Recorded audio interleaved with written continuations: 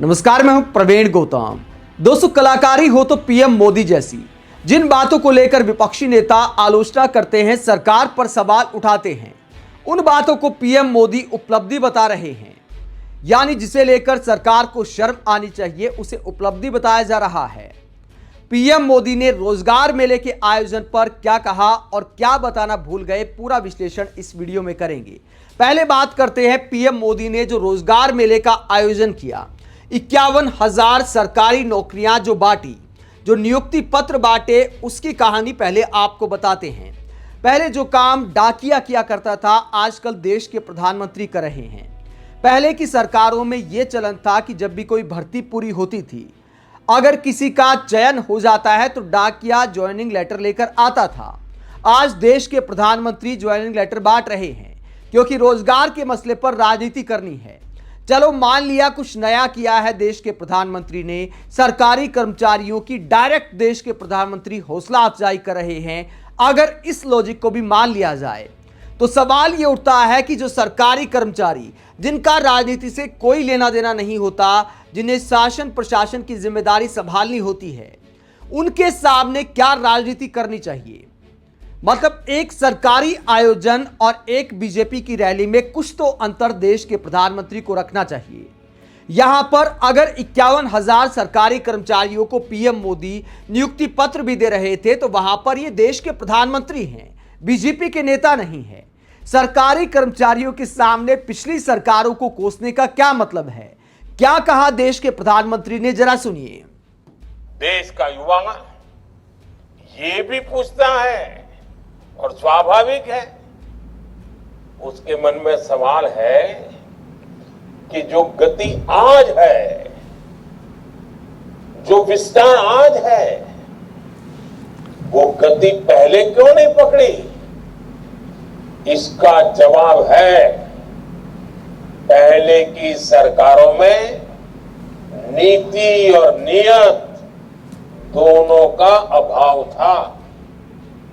तो यहां पर पूर्व सरकारों को कोसते हैं देश के प्रधानमंत्री। सरकारी कर्मचारियों के सामने कई राज्यों में लोगों को बिठाया गया और ऑनलाइन जोड़ा गया देश के प्रधानमंत्री को सुनने के लिए।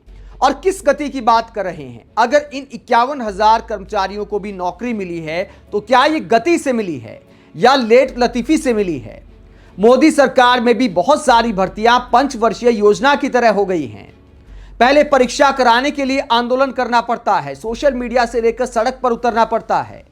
उसके बाद रिजल्ट में अगर कुछ धांधली हो जाती है तो उसके खिलाफ उतरना पड़ता है, पुलिस के डंडे खाने पड़ते हैं। किस गति की बात हो रही है?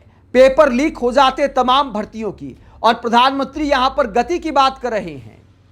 बड़ी मुश्किल से भर्ती होती है तो उसके बाद इसको रोजगार मेले का नाम दिया जाता है। पहले प्राइवेट भर्तियों के रोजगार मेले लगते थे, आज युवा अपनी काबिलियत पर परीक्षा पास करते भर्ती होते हैं, कोई राज्य सरकार में, कोई केंद्र सरकार में, और सबको मिलाकर रोजगार मेला बता दिया जाता है। देश के प्रधानमंत्री भाषण देने आते हैं, पूर्व सरकारों को कोसने का काम करते हैं।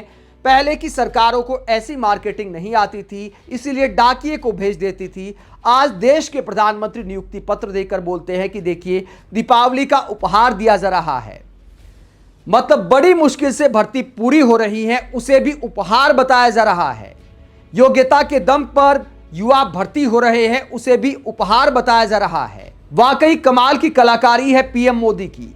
इसके आगे ये भी बताते हैं कि तमाम क्षेत्रों में युवाओं के लिए रोजगार के अवसर कैसे पैदा किए जा रहे हैं।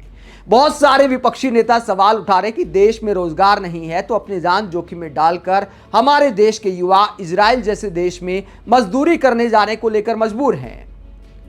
बहुत सारे लोग सवाल उठाते हैं कि आखिरकार विदेशों में पलायन क्यों हो रहा है, लाखों रुपए खर्च करके जान जोखिम में डालकर हमारे युवा विदेश क्यों जा रहे हैं। लेकिन पीएम मोदी इसे भी उपलब्धि बताते हैं। क्या कहते हैं पीएम मोदी, जरा सुनिए। जर्मनी ने भारत के लिए स्किल वर्कफोर्स स्ट्रेटेजी जारी की है। जर्मनी ने स्किल्ड भारतीय युवाओं को, जिनके पास हुनर है, ऐसे भारतीय युवाओं को हर वर्ष पहले कभी 20,000 लोगों को वीजा मिलता था। इन्होंने ऐसे नौजवानों के लिए हर वर्ष 90,000 वीजा देने का तय किया है। मतलब 90,000 लोगों को वहां रोजगार के लिए जाने का अवसर मिलेगा और इसका बहुत बड़ा फायदा हमारे युवाओं को होगा। भारत ने हाल के वर्षों में 21 देशों के साथ माइग्रेशन और रोजगार से जुड़े समझौते किए हैं। इनमें गल्फ कंट्रीज के अलावा Japan, Australia, France, Germany, Mauritius, Israel, UK और इटली जैसे बहुत आर्थिक रूप से संपन्न देश शामिल हैं। यूके में काम करने, पढ़ाई करने हर साल 3,000 भारतीय 2 साल का वीजा हासिल कर सकते हैं।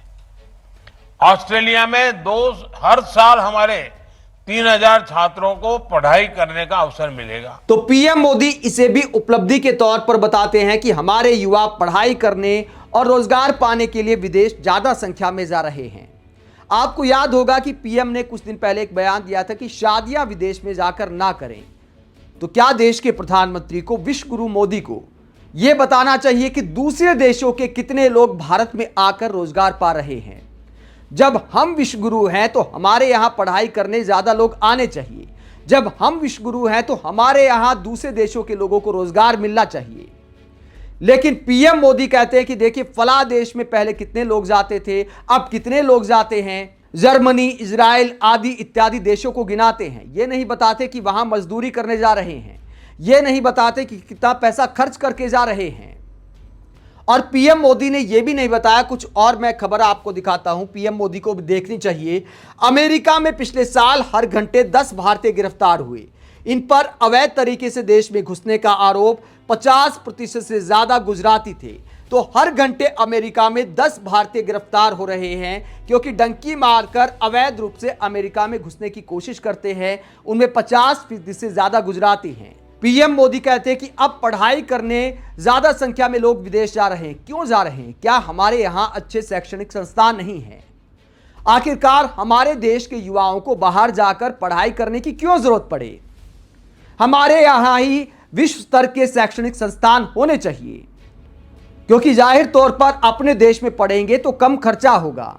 लेकिन कर्ज लेकर भी लोग पढ़ाई करने जाते हैं, कर्ज लेकर विदेश में नौकरी खोजने जाते हैं, कर्ज लेकर मजदूर बनने जाते हैं। युद्ध क्षेत्र में जान जोखिम में डालकर इजराइल जैसे देश में हमारे यहां के मजदूर जा रहे हैं। इजराइल जैसा देश मजबूरी में हमारे यहां से मजदूर भर्ती कर रहा है क्योंकि उन्हें मजदूर मिल नहीं रहे।